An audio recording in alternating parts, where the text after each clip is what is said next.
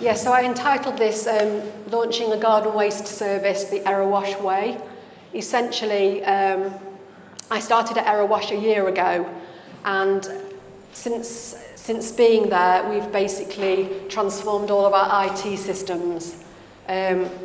We've implemented a new waste management system with white space, so that's in-cab technology, as well as the whole kind of back office systems, which were all paper-based when I started there. We've also implemented or are implementing a new trade waste system as well, and we procured a recycling contract, and obviously looking at food waste infrastructure too. So there's been a lot going on, as well as launching a garden waste service. So Erewash, for anybody who has heard of Erewash, located in southeast Derbyshire. We neighbour onto Derby City, Amber Valley and Nottinghamshire authorities too. We've got just over 53,000 households. We are a mix of urban and rural areas, with 2 large towns, Ilkeston and Long Eaton, and then 15 villages as well, and rural areas in between. We offer a fortnightly collection of waste, so alternating with garden and recycling one week, and obviously your general waste the other week. So that's we have the M1 that runs through. That's where we are sort of located in the country. Just a little bit of background there. Is that okay on there? Just check it out. So I just wanted to whiz through basically our sort of timeline very quickly on how we've implemented our garden waste service, which started on the 1st of April this year. So we essentially set up a project team, which I'm sure, it's the basis of most projects. This team was really important in our scheme. We had officers from all different areas of the council, the finance team, the IT team, which were critical, obviously waste management, all manner of people were involved with that. And that was critical in terms of getting the IT systems, the online forms set up in time. We completed an quality impact assessment in August was one of the other steps we did. We got our formal approval process, happened in October. We were thinking that it was going to be just the exec who could actually approve, but it was decided to take it to the full council. Whilst that was in the pipeline, we were looking at the procurement of a permit provider, and we'd looked at other authorities and really felt that we wanted someone to deliver that for us rather than us having to do anything in-house, which other neighbouring authorities did do.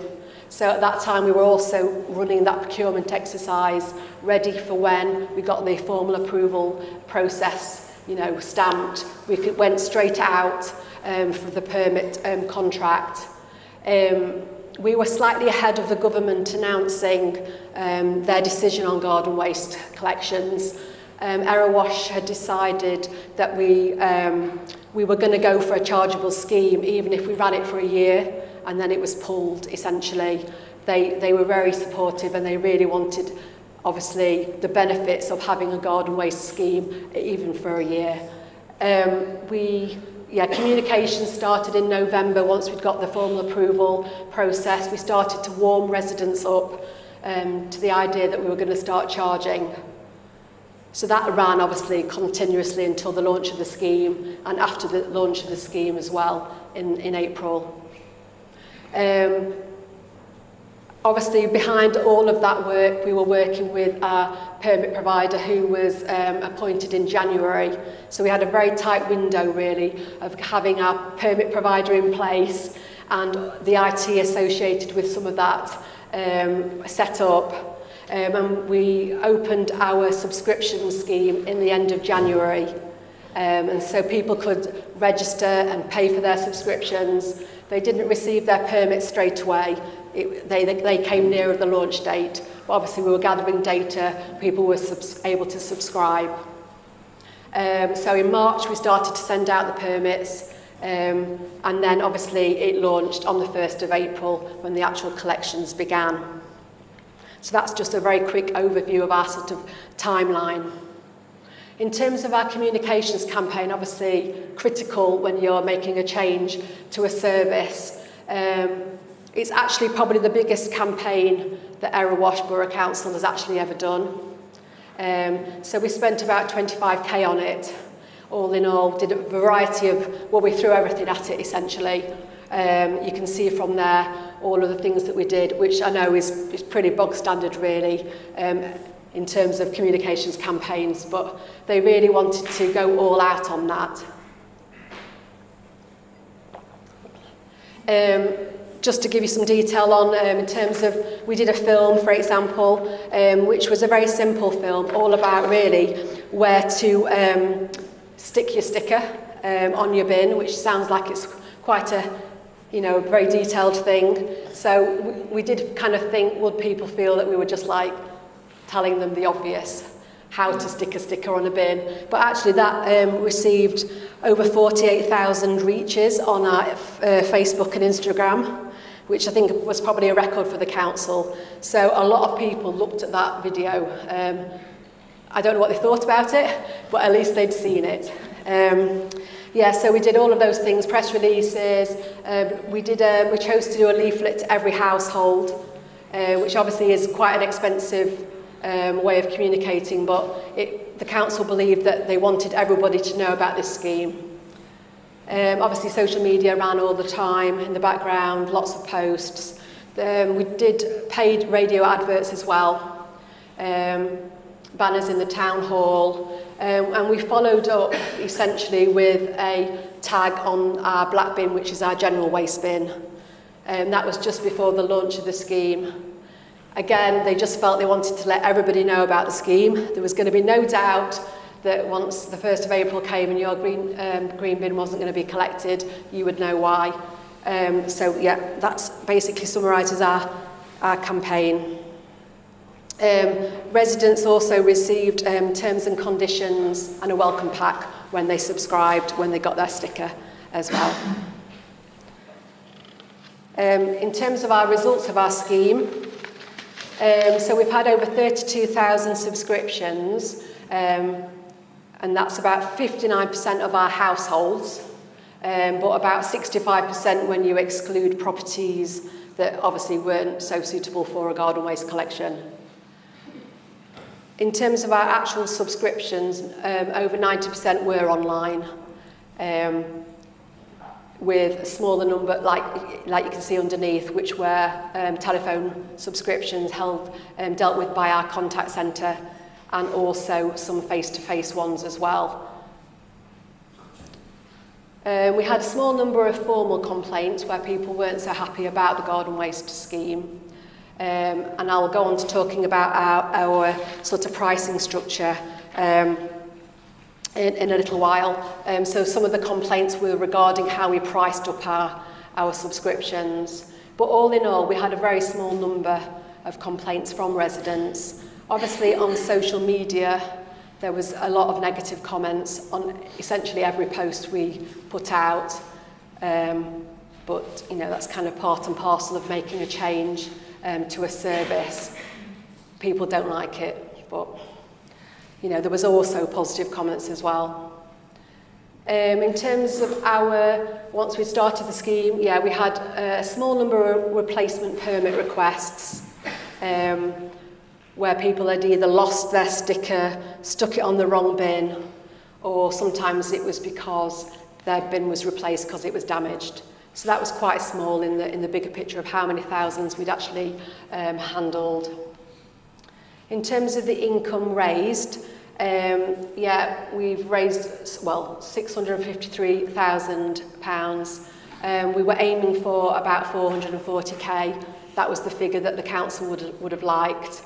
So we surpassed that, and we feel like it's gone very well. In terms of the operational side, we have been able to reduce the number of vehicles out collecting. It's still obviously a very fresh scheme, just running for a matter of months, but hopefully efficiencies will come and we'll be able to analyse the data a bit more as we go further on in the year.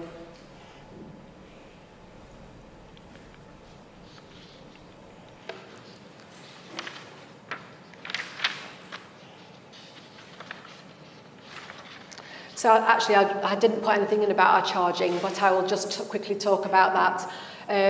For our sort of top tips and lessons learned, obviously we're quite a new scheme compared to some other authorities that have had more established schemes. So these are our initial kind of tips from starting out quite recently. My first tip would be having a simple charging structure. I know a lot of councils just have a single rate, and it is that rate how you subscribe, whenever you subscribe. Before I started, it had already been agreed in the council, and actually when I came to this presentation last year, and I did take away one of the tips, which was, if you're going to make a change, it's not going to be liked. Just go in with a rate, a price, so you don't have to hit them twice with bad news, but we're going to be hitting them probably twice with bad news when we come to renew for our next year. So it was decided that we were going to charge an early bird rate of £20 a bin. We had a higher rate if you phoned in, that was 32, and then a higher rate again, £37 for the year if you actually had a face-to-face contact with the council. We were criticised in terms of the £20 online. We weren't obviously helping people that didn't have access to the internet or weren't so savvy. But we did actually provide sort of face-to-face sessions with people to help them to try to counter some of that negativity regarding that. My other top tip here would be obviously you need to link to your collection software. With such a high number of subscriptions, you need that to kind of automate through so that you don't have any manual processes, so that the in-cab technology, if you've got that in place, they will know which house is registered for the collections. The equality impact assessment, though, was really helpful when we were countering some of that comeback about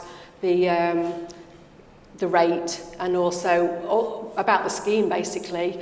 How are we going to help people to have a garden waste collection? Had we thought about all of the people that it would impact? So that was a really useful document to have, and we have referred to that when dealing with complaints or questions regarding the scheme. In terms of our frequently asked questions, we'd done a selection of them before the scheme launched, but I think in hindsight we probably could have spent a bit more time developing those so that we had a full set of them ready to go. We kind of built on them as we were sort of like working through issues. Our comms team, they relied on the frequently asked questions a lot. They referred back to them and pointed people to them, so if one tip would be make sure that you've got that in place. In terms of agreeing an approach for schools and churches, again, we were slightly on the back foot with that. I think it was so busy we couldn't really think of everything in advance, and I think it would be good to know, are you going to be offering the scheme to those, and how will they be able to sign up? To do an online subscription, you had to have a My Erewash account in, and so obviously schools and churches didn't necessarily have that. So we had to think of a different way they could actually sign up and then get put on the system. Obviously procuring a permit provider, that has been a real godsend to us. I don't think, as a very small team of about 3 people in the waste team, we had allowed for extra staff in the contact centre, which we didn't then actually use. So without that help, I think we would probably have struggled. It would have been a very big ask on us, and with all the other projects we'd got on the go, it would have been very difficult. So having that reassurance that the permits would go out, and that we had a system in place that would show which households had registered, any replacement requests, was really helpful and is still helpful today. Obviously, ensuring the crews are aware of the rules is pretty basic, isn't it? But they need to know whether they're going to collect it. Is there a sticker? Isn't there a sticker? We had a few initially whereby the permits weren't delivered. Whether they just got lost in the post, we don't really know. It was a very small number, about 300 or so. But the crews were like, well, should we, shouldn't we collect from the property? So just being clear on that, I think, is really helpful. Obviously, offering a range of ways to sign up is key. to give people that option to sign up however they're comfortable. Again, I've said here, replacement permits, being able to issue those, have a record of those is really helpful, to know if anybody is really, requesting too many. And then I've just put at the bottom, just having that extra support to deal with any extra inquiries that come through. In my team, essentially, we were very small when it launched. Somebody was on leave, which in hindsight was a decision that wasn't a really good decision at the time. So there was still some admin that we had to deal with, but we managed to get through it. Another tip I had was our residents, they did have a tendency to put the wrong house number on the online form, even though we were saying, put your address in correctly. They tended to just put a neighbouring number, which wasn't helpful because we wouldn't know, and the permit would go out to that neighbour or that other house number, and then they would wonder, why hadn't they had their permit? And we would look on the system, and then obviously it was obvious that they'd put the wrong house number in. So I think next year we'll be banging on about that to try to get people to sign up correctly.